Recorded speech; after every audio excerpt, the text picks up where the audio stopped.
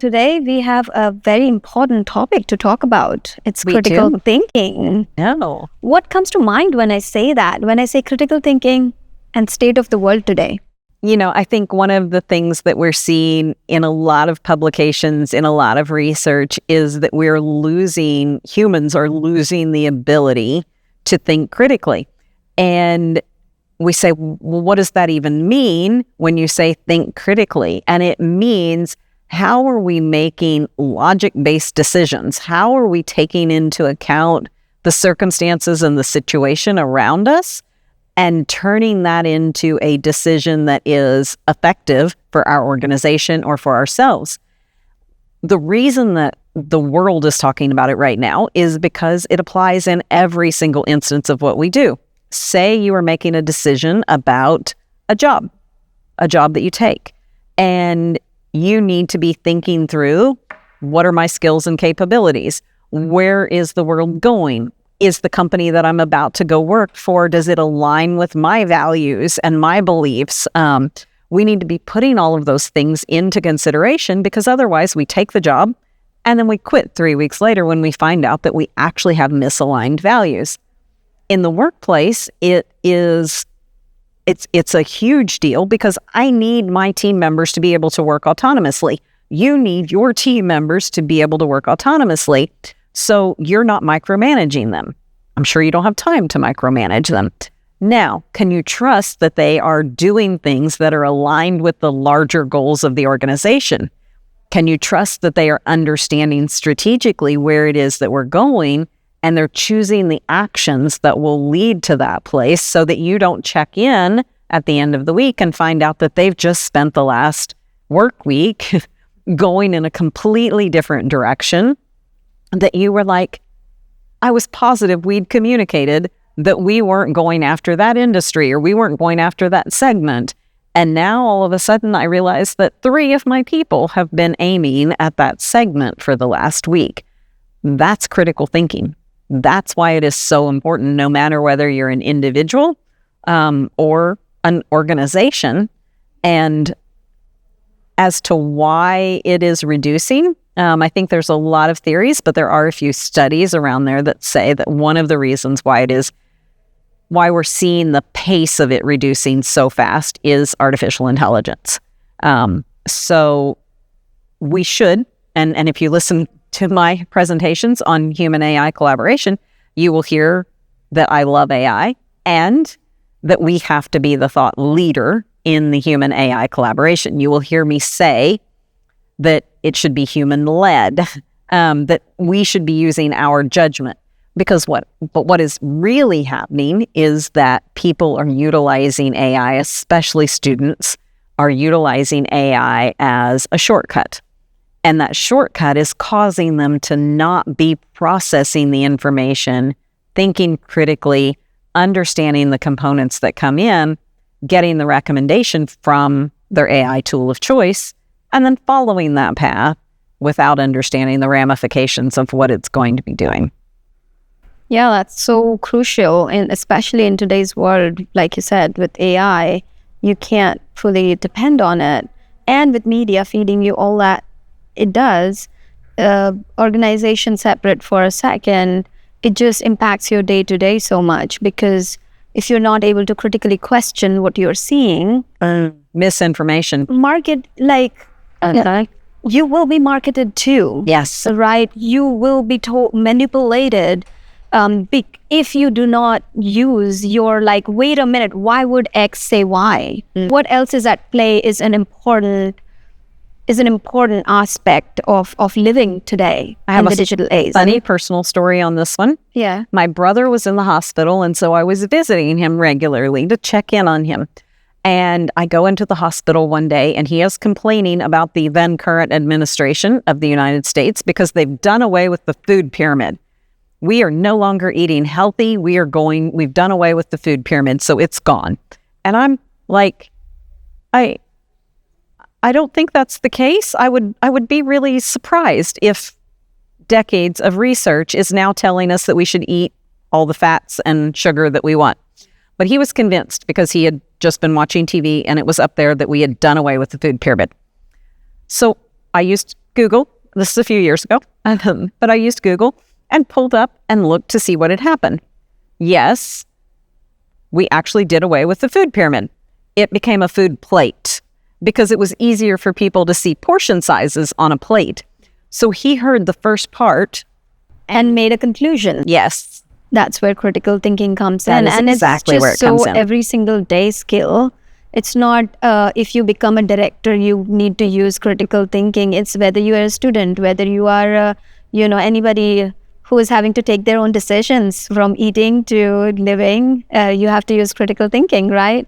That's a good one. Thanks for sharing your perspective on that.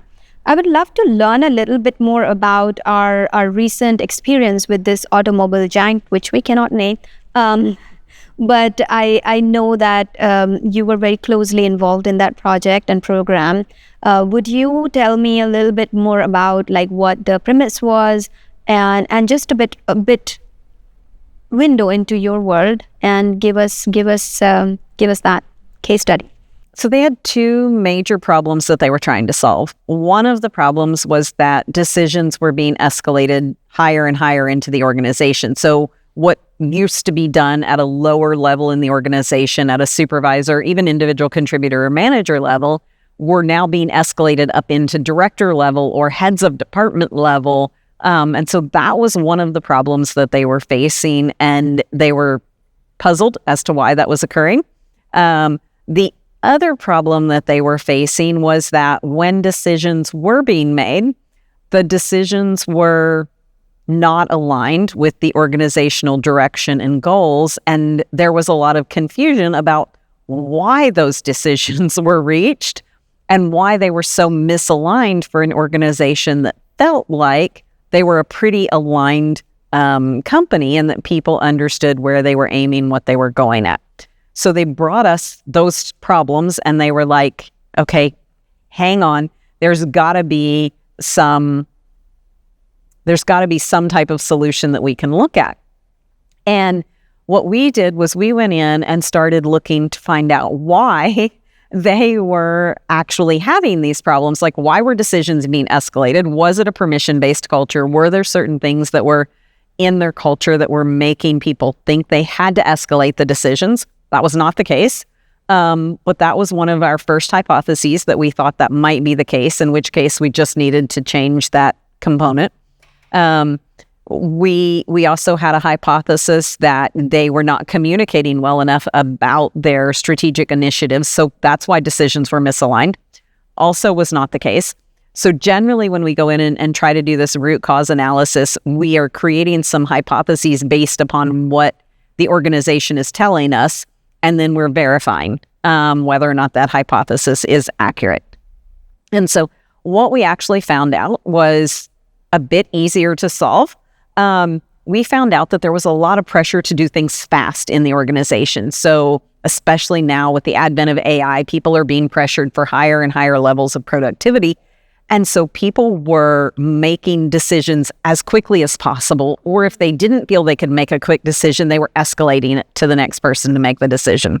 So it was all about the speed and kind of that pressure of the organization to make it.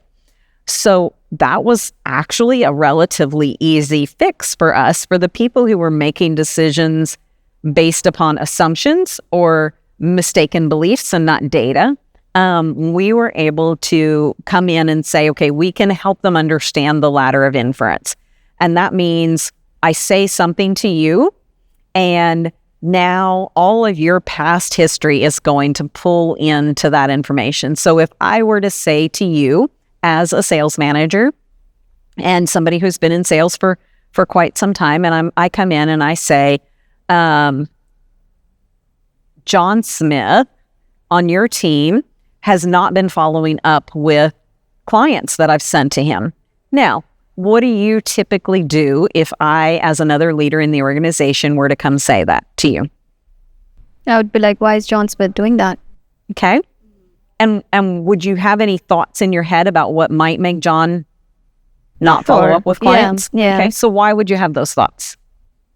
They are assumptions. Yes, I would first, which is why, like when you would tell me, what happens in reality is could be different. The theoretical answer could be different. But my approach would be to check in with John, be like, John, what's going on? Yeah. Yeah. So in your case, you're taking the approach of asking him. Yeah. Your head, however, is thinking some of these things. So your head is thinking. Now, the question is, can you overcome that voice in your head? In your case, you are.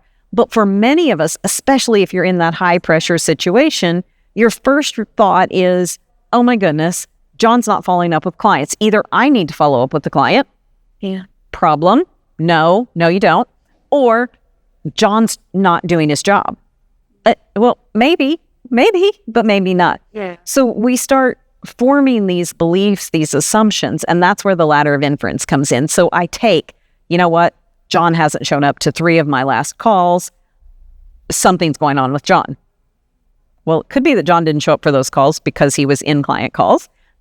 But again, our head is jumping up the rungs of the ladder and forming our own beliefs and forming our own assumptions instead of just saying, wait a minute. Nope, all I know right now is John hasn't followed up with Rachel's clients. That's all I know. That is literally all I know. So we needed to help them understand that it's human nature to jump up that ladder of inference. Yeah. That was the first thing.